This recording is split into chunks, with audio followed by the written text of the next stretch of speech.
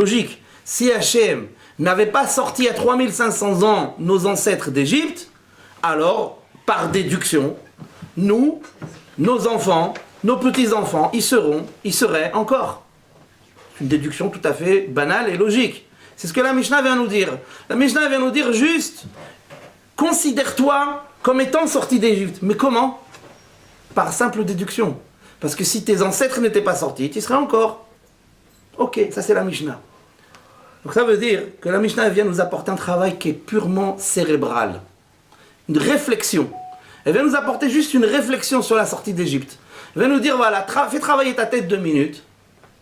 Si tes ancêtres n'étaient pas sortis, où tu serais toi? Ah bah en Égypte. Bon, ça c'est le cérébral. Bien la Gemara, hein, elle dit non, le cérébral, ça suffit pas. La simple déduction, ça suffit pas. Pour vivre la sortie d'Égypte, chaque année à Pessah, la simple déduction cérébrale ne suffit pas. L'intellect ne suffit pas. Verava amar, vetsarir sheyomar, veotanu hotzi misham. Pas keilou, il n'y a plus de keilou. Il n'y a plus comme si. Il y a otanu. Il faut qu'il cite un autre verset. Et ce verset, il dit quoi? Nous personnellement, individuellement, ici en 2017, 5777, il nous a sortis de là-bas. Rava, qu'est-ce qu'il nous veut? Qu'est-ce qu'il cherche à nous apporter? Il vient nous apporter quelque chose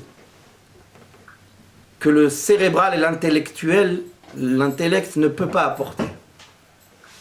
Il vient t'exiger, il vient te dire que la Torah, elle t'exige pas seulement la réflexion, la déduction.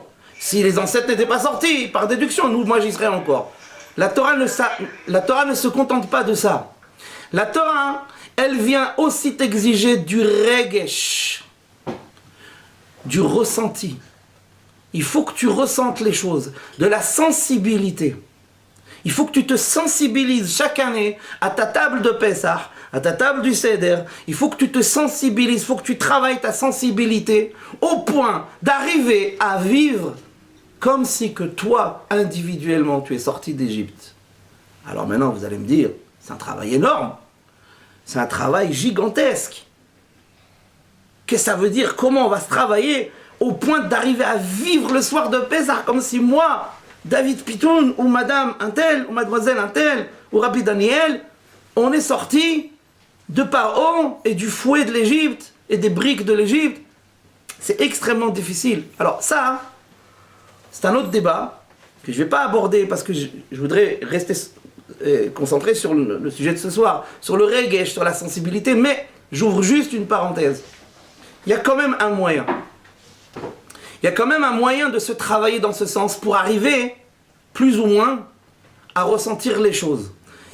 Beaucoup de Baalei Hamoussar s'accordent à dire que quand on parle de Pessah, en termes de Zeman Herutenu, Hag Geulatenu, la fête de notre délivrance, de notre indépendance, de notre sauvetage, etc.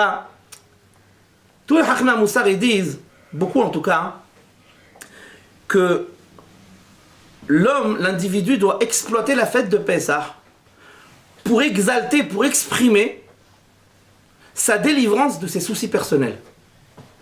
Tout le monde a des soucis personnels, chacun a des soucis de parnassa, santé, mariage, éducation des enfants, ceci, cela. Et Baruch Hashem, on arrive à avoir des Yeshuot. On arrive à avoir des délivrances. Que je il aide chacun. À force de prier, on obtient.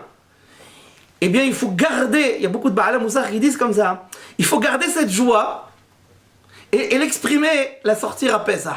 Qu'Akadosh Baruch Hu, il y a 1 mois, il y a 2 mois, il y a 6 mois, il m'a sorti de tels soucis, il m'a sorti de telle détresse. Bon, on se réjouit, Baruch Hashem, on est content. Eh bien, il faut garder cette joie et la faire exploser le soir du Seder. Ça s'appelle Zeman Herutenu. C'est une façon de vivre ce regesh, cette sensibilité-là, de Otanu Hotzi Misham. Otanu Hotzi Misham, nous, personnellement, individuellement, il nous a sortis de là-bas. Qu'est-ce que ça veut dire? Eh bien, c'est une parenthèse que je dis, simplement voilà, qu'il faut savoir garder sa joie et sa satisfaction d'avoir surmonté des soucis personnels, vous le gardez pour le soir de Pessah, pour faire éclater cette joie. C'est une façon de Otam ou Tsemisham, c'est une façon de sortir d'Égypte. Parce que Mitzrayim, en hébreu, l'Égypte, ça se dit Mitzrayim. Et Mitzrayim, on sait très bien que c'est Metzer. Metzer, c'est la détresse, c'est l'oppression. Alors, quand on est sorti d'une certaine oppression dans sa vie personnelle, ça s'appelle aussi sortir d'Égypte. Ça, c'est juste une parenthèse. Mais, revenons à ce qu'on disait, on a ici deux parties qui se complètent. La Mishnah vient nous parler d'un devoir de Chokhmah, d'un devoir qui se limite à la réflexion. Réfléchis bien, donc c'est quoi? C'est du Ke'ilu. Ke'ilu. Comme si Hachem n'avait pas délivré tes ancêtres il y a 3500 ans, alors toi tu y serais encore. Alors considère comme si tu es sorti. Donc ça c'est quoi? C'est du cérébral. Vient la Gemara, vient Rava et dit ça suffit pas le cérébral dans le judaïsme. Dans la Torah, ça suffit pas le cérébral. Ça suffit pas d'être un Tamid Hacham. Ça suffit pas d'être Hacham. Ça suffit pas d'avoir des grosses capacités intellectuelles. C'est important, mais c'est pas suffisant. Rava il vient, non. Il n'y a plus de Ke'ilu. Il n'y a pas de Ke'ilu. Il n'y a pas de comme si. Il faut ressentir mamash, véritablement et concrètement, que nous-mêmes sommes sortis, nous-mêmes individuellement, d'Égypte. Ça veut dire qu'il est en train de nous dire, dans ton judaïsme, dans ta avodat Hashem, dans ton service d'Hachem de tous les jours, ne te contente pas d'être un hacham. Il y a des gens, par exemple, ils sont très tamid hacham. Des très grands tamid hachamim. C'est quoi un tamid hacham? C'est quelqu'un qui a des sommes de connaissances inimaginables dans la Torah. Des ordinateurs sur deux pieds, sur deux jambes.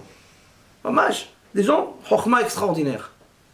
Il y a des gens qui sont des mevinim. C'est quoi des mevinim? Ils ont bina. Ils ont la compréhension. Ça veut dire qu'ils n'ont pas seulement la chokhmah, ils ont aussi la compréhension quand vous venez leur soumettre un problème, demander un conseil, quelque chose. Ils savent comprendre votre vécu sans l'avoir vécu. C'est bina. Il vient Rava, il dit tout ça c'est joli, mais ça ne suffit pas. Il faut du regesh, il faut de la sensibilité. Et c'est quoi la sensibilité? C'est quoi la sensibilité? C'est bien sûr, ressentir les choses en soi. Mais la sensibilité, c'est être conscient de ce que l'autre subit, par exemple. Je vais vous donner un exemple qui concrétise ce que je suis en train de dire. Dans Sefer Malachim Bet, Perek He, là-bas on raconte une histoire sur un chef d'armée d'une nation goy, chef d'armée du pays de Aram. Aram, ça correspondrait aujourd'hui à une partie de la Syrie, ça correspondrait à Daesh, les territoires de Daesh, c'est Aram aujourd'hui. Bon, en tout cas, il y avait le chef de l'armée du pays de Aram, il s'appelait Naaman. Ce Naaman là, il vivait dans son pays là-bas, c'était chef de l'armée. Mais il était malade. Il avait attrapé la lèpre. Et une jeune fille juive qui vivait là-bas dans ce pays lui a dit, écoute, si tu veux, moi je connais un saint, un navi, un prophète qui vit dans mon pays, en Eretz Israël. Il s'appelle Elisha an-Navi. Si tu veux, je t'emmène chez lui. Il a fait des prodiges, il a fait des nissim, niflaot. Va le voir. Il a dit, qu'est-ce que je vais aller, bah. Il voulait pas, il n'était pas chaud, il a demandé l'autorisation du roi. Le roi, il a dit, vas-y. Bref, je passe les détails. Il arrive chez Elisha an-Navi, ce Naaman, lépreux. Il arrive chez Elisha an-Navi, et Elisha, il le regarde comme ça, il voit qu'il est lépreux. Il lui dit, écoute, tu sais ce que tu vas faire? Tu veux guérir de ta lèpre? Trempe-toi 7 fois dans le Jourdain. Et là, Naaman, il s'est mis en colère. Il dit, quoi? Tu crois que j'ai rien à faire? Je crois que j'ai fait des milliers de kilomètres jusqu'ici pour venir me tremper dans un fleuve. Pourquoi chez moi en Syrie là-bas, en Aram là-bas, pourquoi il n'y a pas des fleuves? C'est pour ça qu'on m'a fait venir ici. Et c'est marqué là-bas dans le Passouk. Les serviteurs de Naaman, ils sont venus autour de lui et ils ont essayé de le convaincre. Ils ont tout fait pour le convaincre. Il lui dit, non, vas-y, fais ce qu'il te dit, que c'est à perdre, mais c'est un homme important. fais ce qu'il t'a dit. S'il t'a dit de tremper 7 fois dans le Jourdain, trempe-toi 7 fois dans le Jourdain. Ne cherche pas à comprendre. Ils l'ont convaincu. Bassov, en définitive, ils l'ont convaincu. Et Naaman, il s'est trempé dans le Jourdain 7 fois. Il est sorti. Sa peau est redevenue comme un bébé. Il n'avait plus rien. Il y avait un Nes. Et là, il s'est mis à remercier Elisha Navi. Il a voulu le payer. Elisha Navi n'a rien voulu prendre, etc. Il a juré. Qu'est-ce qu'il a fait, Naaman, ce jour-là? Il s'est converti. Il est devenu juif. C'est ça que Gemara dit. Le Rav Hasman, Alav Shalom, il pose une grosse question là-bas. Il dit, je ne comprends pas. Apparemment, les serviteurs de Naaman avaient un niveau apparemment spirituel plus élevé que Naaman lui-même. Puisque Naaman ne voulait rien entendre, il ne voulait rien savoir. Il voulait pas se tromper, il ne voulait pas exécuter ce qu'il a dit Elisha. Et qui l'a convaincu? Ses serviteurs. Apparemment, ils étaient déjà en Emouna, ils avaient plus d'Emouna que lui. Pourtant, à la fin, qui c'est qui se convertit? Lui. C'est pas marqué que les serviteurs sont convertis. Ils ne sont pas convertis, les serviteurs. Je ne comprends pas. Kalva Homer, à plus forte raison. Si déjà Naaman qui n'était pas convaincu du tout, et à la fin il s'est converti. Ceux qui étaient déjà convaincus depuis le début, ils avaient cette Emouna en Elisha, pourquoi ils ne sont pas convertis à la fin? Et il donne une réponse simple et profonde à la fois. Il dit tout simplement, Naaman, il a souffert dans sa chair de la lèpre. Chez lui, la lèpre n'était pas théorique, ce n'était pas le problème d'un autre. C'était son problème sur son corps, sur sa personne. Il a souffert la lèpre et il a vécu le miracle de la guérison de cette lèpre sur lui. Sur lui. Alors que pour les autres, la lèpre de Naaman n'était que le problème d'autrui. Ils étaient certes capables de le conseiller, de le convaincre, mais c'est tout. Comme ils n'ont pas vécu le problème, donc ils n'avaient pas le regesh du problème. Ils n'avaient pas la sensation, la sensibilité du problème. Donc à la fin, lui se convertit, mais eux ils restent ce qu'ils sont. Ça c'est deux regards. C'est les deux regards qu'on a dans la vie sur les choses. On a un regard intellectuel, de réflexion, et on a un regard de sensibilité. Le plus dur à avoir, c'est le regard de sensibilité. C'est d'aborder les choses avec la sensibilité, c'est le plus dur, c'est le plus compliqué. C'est plus compliqué. On regarde les choses, on regarde la vie, même les problèmes des autres par exemple. Les problèmes d'un autre. Quelqu'un il vient, il vous raconte un problème, un souci. Grave, moins grave, très grave, peu importe. Il vous raconte un souci. On est ce qu'on est, même si vous êtes le plus proche possible de la personne. Jamais vous ne vivrez le problème comme la personne elle le vit. Ce qui est tout à fait logique. Mais c'est ça le travail. C'est ça le travail qu'on a à faire. C'est qu'avoir de la sensibilité, c'est pas donné à tout le monde. Par exemple, on reçoit, malheureusement, on reçoit à longueur de journée, si ce n'est à longueur de nuit, des SMS, de Refoua Shelema, un tel, Chas Shalom Barminan, il a eu un grave accident de voiture, il est dans le coma, entre la vie et la mort. Vite, il faut faire Tehillim. Vite, un tel, madame, un tel, il est en train d'accoucher, ça se passe mal. Il faut vite, faire Tehillim pour celui-là, toute la journée, toute la nuit. Baruch Hashem, on fait. Et des fois, on ne fait pas. Quand on fait, qu'est-ce qu'on fait? Prends un Tehillim, on fait un Tehillim. Hazakou Baruch, c'est très bien. Seulement, on a fait un Tehillim comme les serviteurs de Naaman. On a fait un Tehillim parce que le problème est extérieur à nous.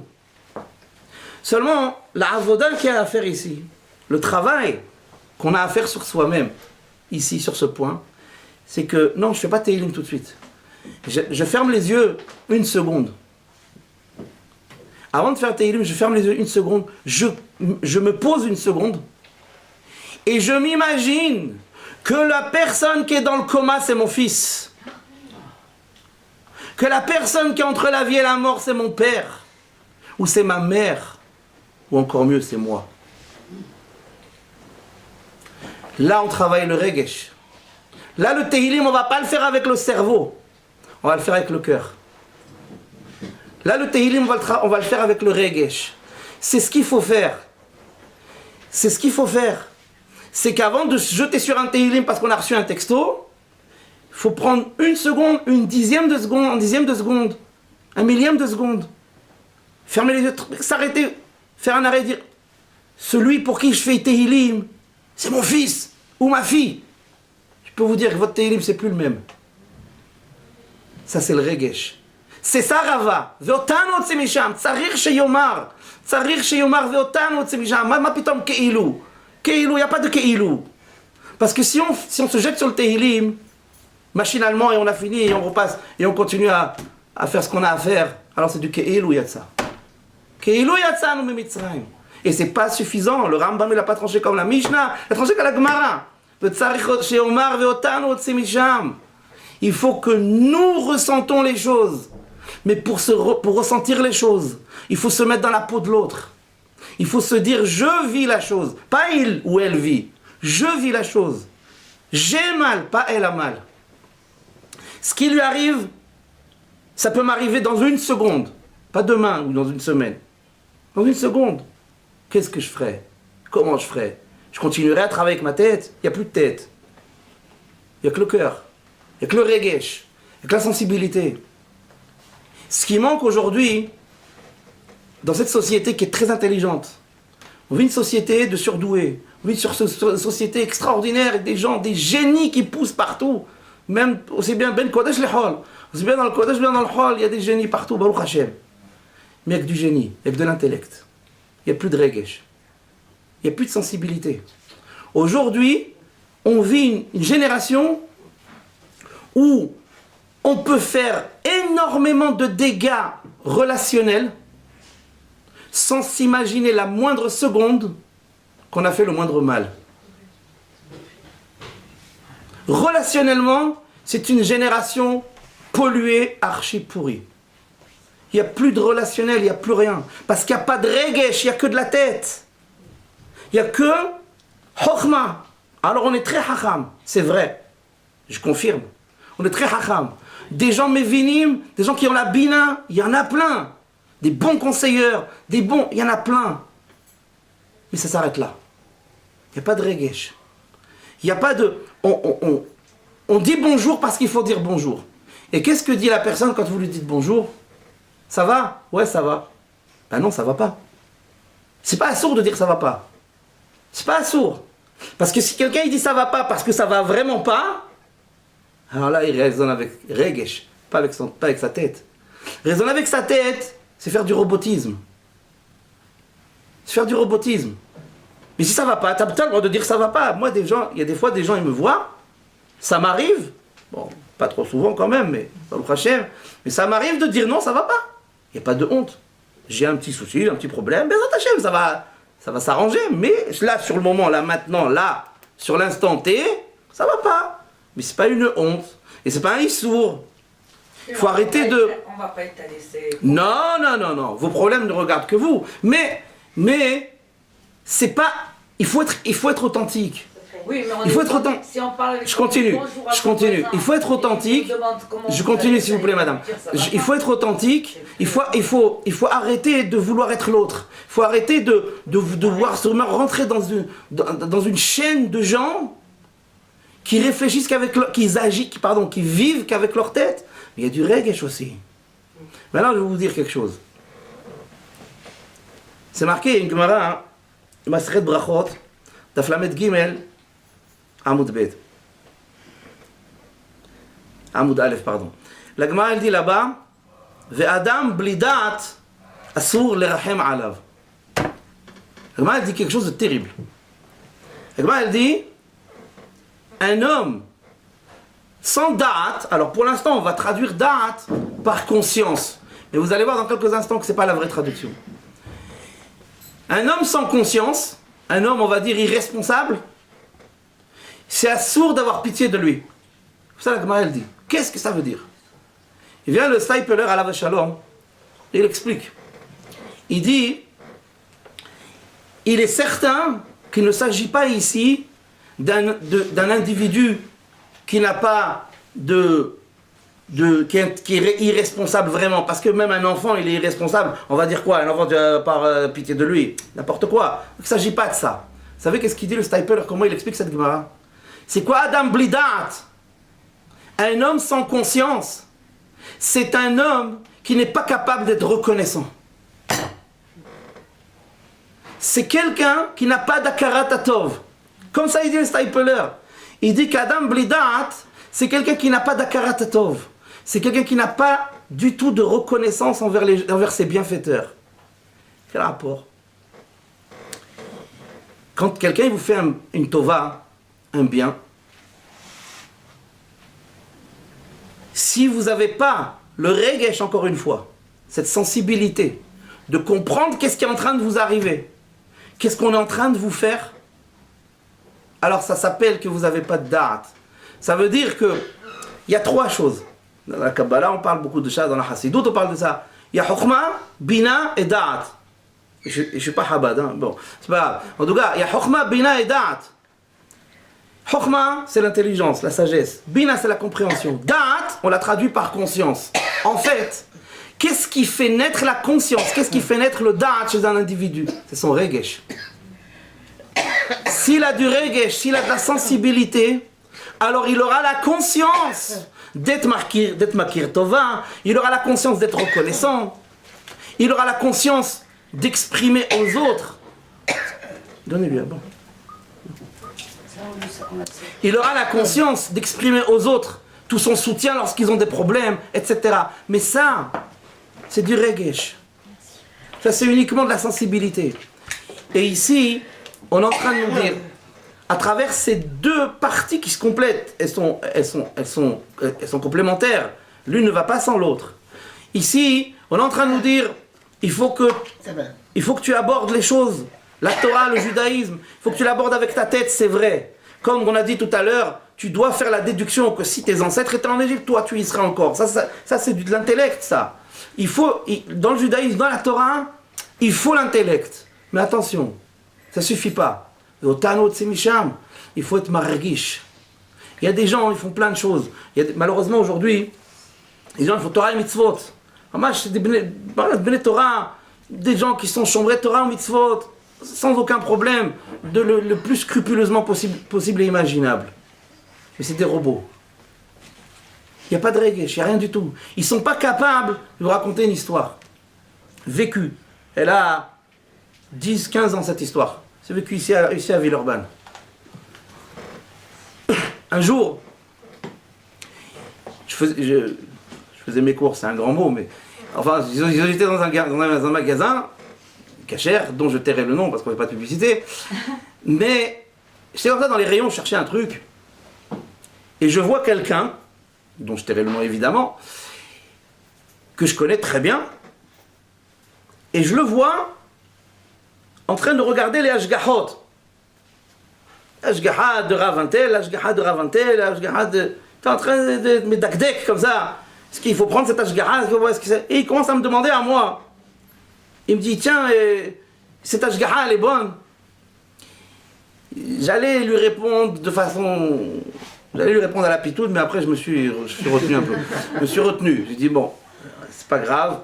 Je lui ai répondu. Après, quand je suis sorti, j'ai dit, le bon chez la Olam.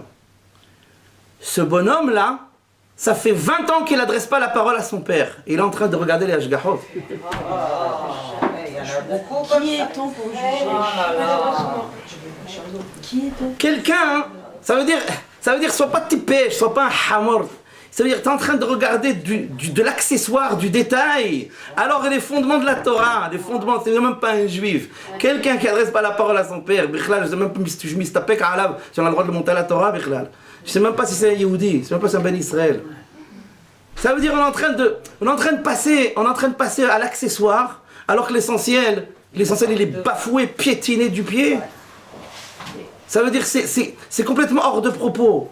Ça veut dire c'est surréaliste. On est en train c'est complètement surréaliste. Et ça, c'est ce que j'appelle manquer de sensibilité.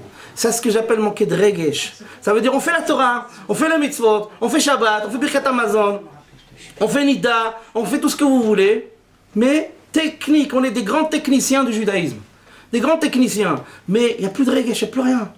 On est des machines. Et ça, la Gemara, elle vient ici nous le rappeler dans Pessah, mais c'est valable pour tout le reste du judaïsme, tout le reste de la Torah. Il faut faire les choses avec regesh, pas seulement avec sa tête.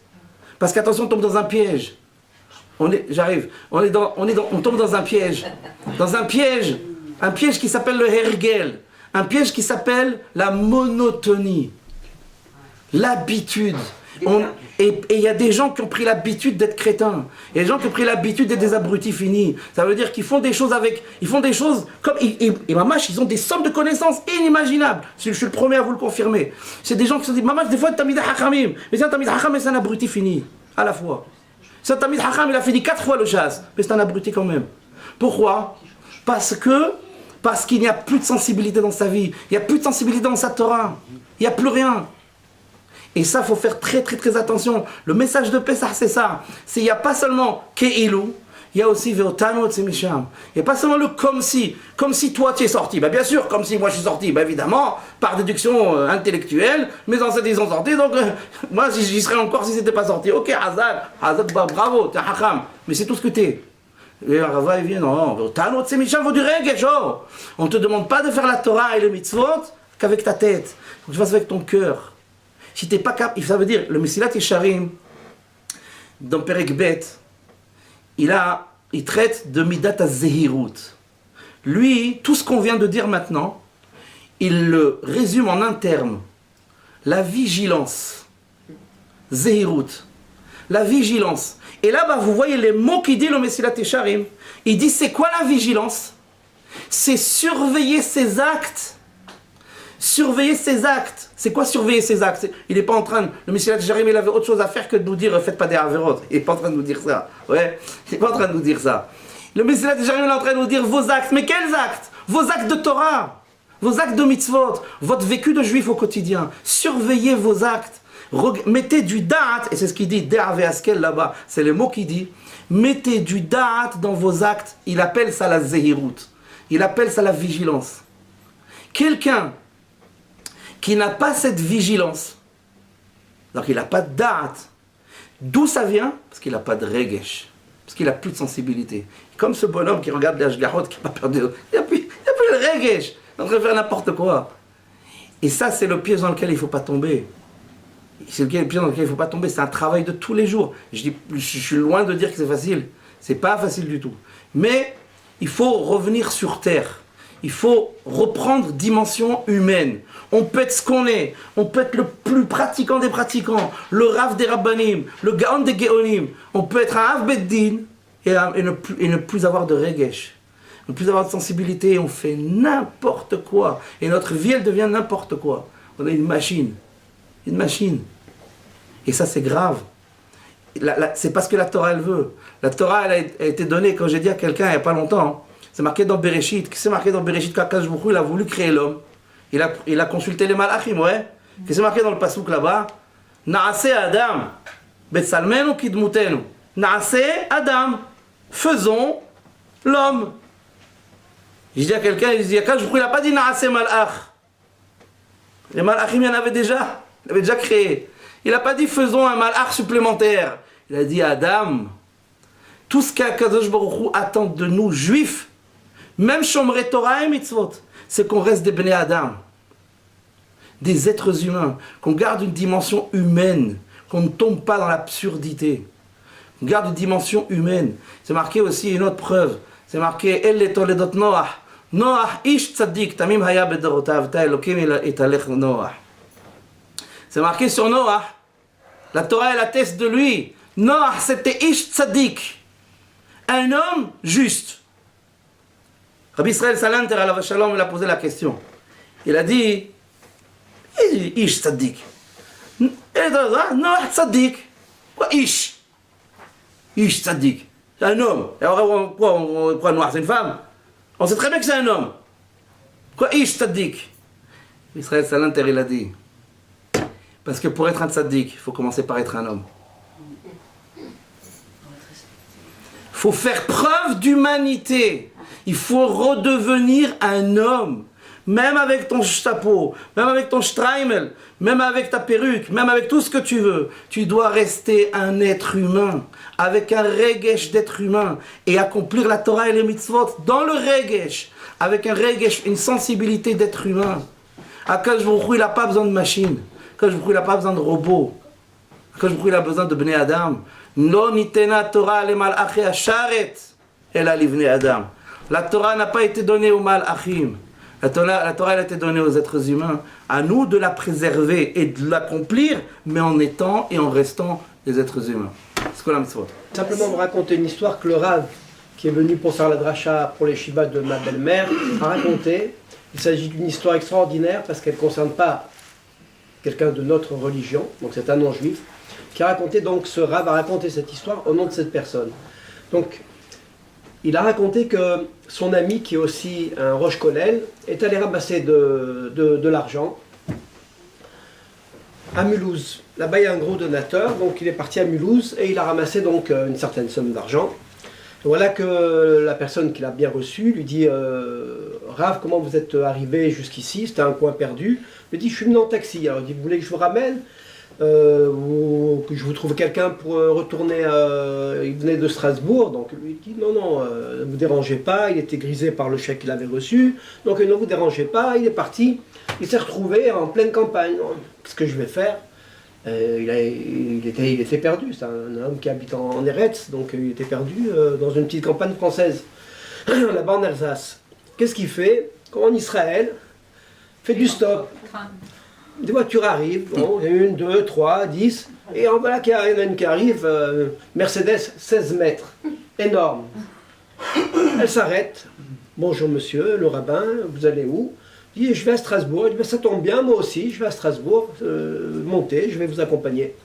Et donc en chemin, écoutez bien, ouvrez bien vos oreilles, donc c'est un non-juif. Ce monsieur donc parle de choses et d'autres, il lui raconte que c'est un homme d'affaires, donc bien la voiture. Homme d'affaires, c'est pas grave, il a 3 banques, il a une compagnie aérienne, donc c'est un homme vraiment très occupé, très riche. Et il discute de choses et d'autres. L'autre, le Rav lui dit qu'il est donc un Rosh Kollel, bon, il lui explique à sa manière en quoi ça consiste. Et puis, à un certain moment, le Rav, il est intrigué par le comportement de ce lui disant, écoutez, pour un homme de votre importance, c'est avec toutes les occupations que vous avez, si je peux me permettre, qu'est-ce que vous faites dans un petit coin perdu, là-bas à Mulhouse, dans la campagne de Mulhouse, si c'est pas indiscret, alors lui dit non, c'est pas indiscret, vous êtes prêt à m'écouter, je vais vous dire, c'est simple, ça fait 3 ans, j'ai placé ma maman, qui est devenue dépendante, dans une maison, la meilleure maison qui puisse être dans la région, et je vais vous dire, depuis le jour où je l'ai placée, il n'y a pas eu un seul jour où je n'ai pas mangé avec elle, à midi pile. Chaque midi, 2 assiettes sont placées, une pour ma maman, une pour moi.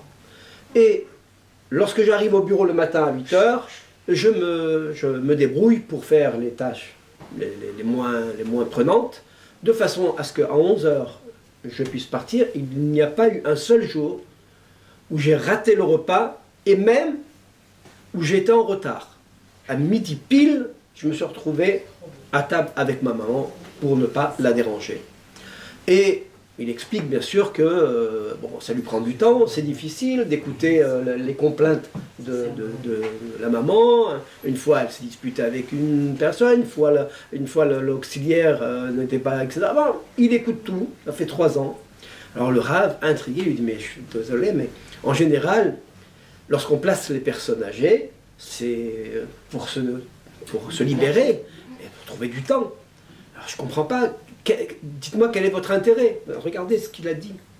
Ce qu'il a répondu, lui a dit, écoutez, moi, une chose qui me fait peur, c'est ma vieillesse. Et le fait que mes enfants me voient agir de cette manière, alors pour moi, ça s'appelle une éducation. Pourquoi? Parce qu'à un certain moment, ils vont reproduire pour ma personne ce que je suis en train de faire à ma maman. Vous imaginez?